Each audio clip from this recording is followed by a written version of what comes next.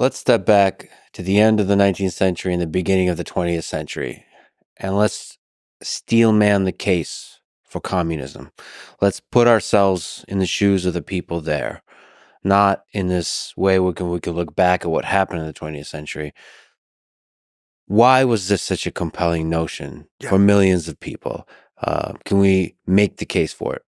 Well, clearly it was a compelling case for millions of people. And part of this story has to do with, overall, has to do with the faith, conviction, stories of people sacrificing themselves as well as their countrymen in a cause that they believed was not just legitimate, but demanded their total obedience. I think that throughout the early part of the 20th century, late 19th century, early part of the 20th century, so much of the compelling case for communism came from the confidence that people in the West more generally placed in science. The notion that science is answering problems. Science is giving us solutions to how the world around us works, how the world around us can be improved.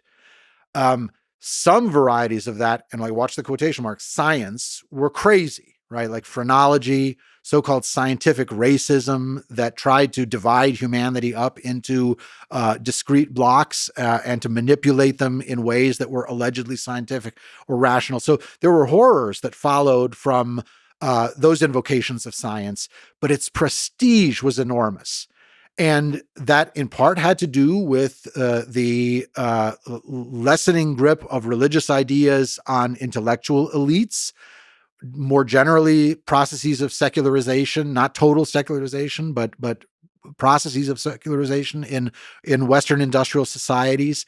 And the sense that here's a doctrine that will allow escape from wars brought on by capitalist competition, poverty and economic cycles and depressions brought on by capitalist competition, the inequalities of societies that remain hierarchical and class-based. And this claim to being cutting-edge science, I think, allows people like Lenin to derive immense confidence in the prescription that they have for the future. And that paradoxically, the confidence that you have in broad strokes, the right set of answers for how to get to the future, also allows you to take huge liberties with the tactics and the strategies that you follow, as long as your ultimate goal remains the one sketched by this master plan. So, ultimately, some of the predictions of someone like Lenin, that once society has reached that stage of the dictatorship of the proletariat, the notion that governments will essentially be able to run themselves. And the model he had in mind, oddly enough, was Swiss post offices. Being in Swiss exile must have impressed him so much with the orderliness and the sheer discipline and rationality of a Swiss post office. And he thought, why can't you organize governments like this, where you don't need political leaders, you don't need grand visions, you have procedures, you have bureaucracy, which does its job in a way that's not alienating, but simply produces the greatest good. When you think of the experiences with the bureaucracy in the 20th century, one's hair stands on end to have, the comparative naivete on display with a prediction like that. But it derives from that confidence that it's all going to be okay because we understand, we have the key, we have the plan to how to arrive at this final configuration of humanity. Yeah, the certainty of science, in quotes, and the goal of utopia gets you in trouble. But also, just on the human level, from a working class person perspective, from the Industrial Revolution, you see the growing inequality, wealth inequality. And there is a kind of, you see people getting wealthy, and combined with the fact that life is difficult, life in general, life is suffering for many, for most, for all, if you listen to some philosophers. And there is kind of a a powerful idea in that the man is exploiting me. And that's a populist message that a lot of people resonate with, because to a degree it's true in every system. And so before you kind of know how these economic and political ideas manifest themselves, it is really powerful to say, here beyond the horizon, there's a world where the rich man will not exploit my hard work anymore. And I think that's a really powerful idea. It is. I mean, at the same time, though, it kind of points to a further problem, and that's the identity of the revolutionaries. It turned out that many of these revolutionary movements and then the founding elites of communist countries in the aftermath of the Soviet seizure of power turn out to be something quite different from people who have spent their lives in factories experiencing the Industrial Revolution firsthand. I mean, there's a special role here for intellectuals.